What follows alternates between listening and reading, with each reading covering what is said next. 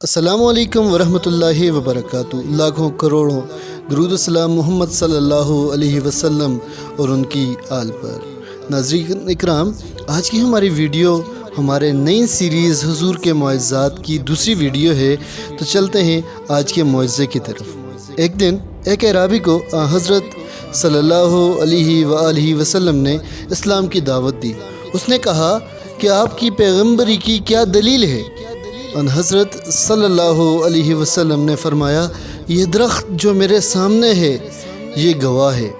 تب حضرت صلی اللہ علیہ وسلم نے اس درخت کو بلایا، چنانچہ وہ درخت خدا کے حکم سے حضرت صلی اللہ علیہ وآلہ وسلم کے سامنے کھڑا ہو گیا، اور پھر 3 مرتبہ اس درخت نے کہا، اشہد اللہ الہ الا اللہ وحدہ واشہد ان محمدً عبدہ ورسولہ۔